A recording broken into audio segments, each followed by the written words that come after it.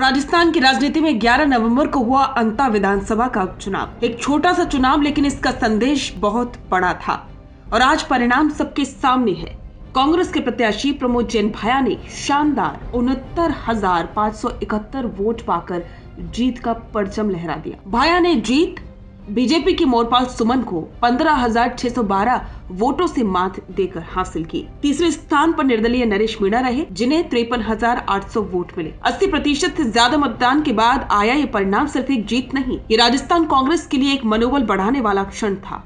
लेकिन सबसे बड़ा सवाल, इस जीत का श्रेय किसे दिया जाए? क्या ये जीत प्रदेशाध्यक्ष गोविंद सिंह डोटासरा की मेहनत का नतीजा है? क्या पूर्व मुख्यमंत्री अशोक गहलोत की रणनीति और वोटर कनेक्ट का असर था, या फिर सचिन पायलट का युवाओं में प्रभाव और सकारात्मक छवि इस जीत का कारण बनी? आइए इन तीनों पहलुओं को समझते हैं और जानते हैं कि अंता उपचुनाव की जीत का असली वास्तुकार कौन था। अंता विधानसभा सीट 12 जिले का वो इलाका जहां बीजेपी का लंबे समय से दबदबा रहा है। 2023 के विधानसभा चुनाव में ये सीट बीजेपी के खाते में गई थी, लेकिन मई 2025 में कंवरलाल मीणा की सदस्यता रद्द होने के बाद ये सीट खाली हुई और यहीं से शुरू हुआ उपचुनाव का खेल।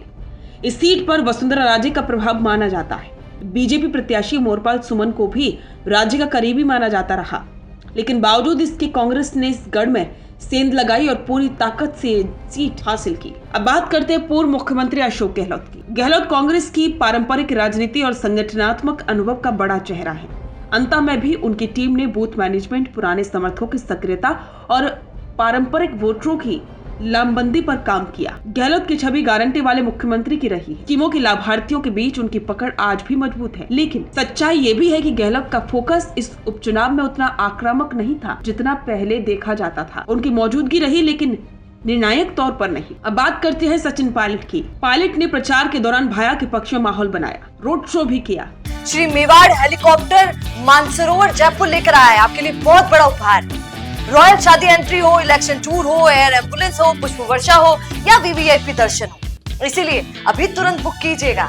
सोशल मीडिया पर उनकी टीम ने काफी आक्रामक कैंपेन चलाया। पायलट जहां भी जाते हैं, युवाओं और किसानों में उनका असर साफ दिखता है। अंता में भी ये प्रभाव देखा गया, लेकिन एक तथ्य ये भी ध्यान देने योग्य है कि पायलट की सक्रियता चुनाव के आखिरी हफ्तों में तेज हुई, न कि पूरे अभियान में। इसलिए सिर्फ पायलट फैक्टर को जीत का पूरी तरह श्रेय देना शायद अधूरा विश्लेषण होगा। अब आते हैं सबसे महत्वपूर्ण चेहरे पर, राजस्थान कांग्रेस अध्यक्ष गोविंद सिंह डोटासरा। अंता उपचुनाव का पूरा बिल्डअप देखने पर एक बात साफ नजर आती है कि डोटासरा ने इस सीट पर व्यक्तिगत तौर पर सबसे ज्यादा मेहनत की। उन्होंने संगठन के हर स्तर को एक्टिवेट किया, टिकट चयन से लेकर प्रचार तक, बूथवार रणनीति से लेकर स्थानीय समीकरण तक, हर जगह डोटासरा की पकड़ दिखाई दी। विरोधी कैंप की बयानबाजियों और चुनौतियों के बीच भी उन्होंने शांत रहकर चुनाव युद्ध को प्लान किया। कई नेता अंता जाकर 2-3 दिन कैंप पर गए, लेकिन डोटासरा यहाँ लगातार एक्टिव रहे।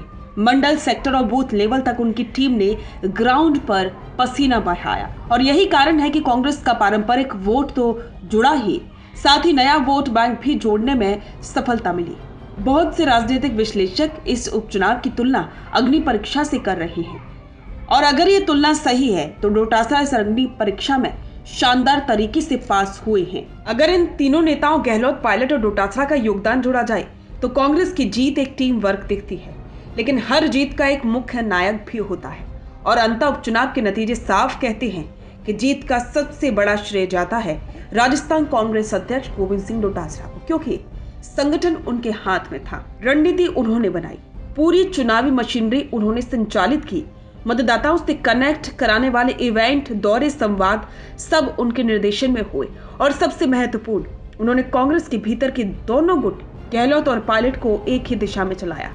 एक अध्यक्ष के तौर पर यह उनकी सबसे बड़ी सफलता मानी जाएगी। अंता उपचुनाव ने सिर्फ एक एमएलए नहीं चुना, इस जीत ने राजस्थान कांग्रेस के भीतर समीकरण भी बदल दिए।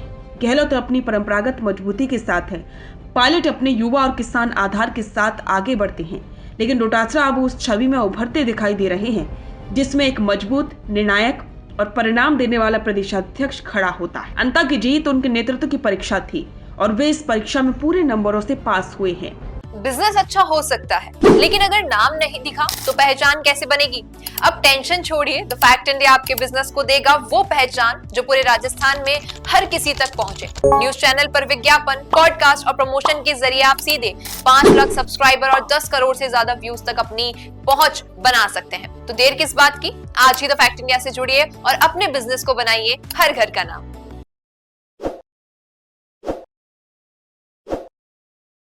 ताज़ा खबरों के लिए विजिट करें द फैक्ट इंडिया की वेबसाइट और डाउनलोड करें द फैक्ट इंडिया ऐप।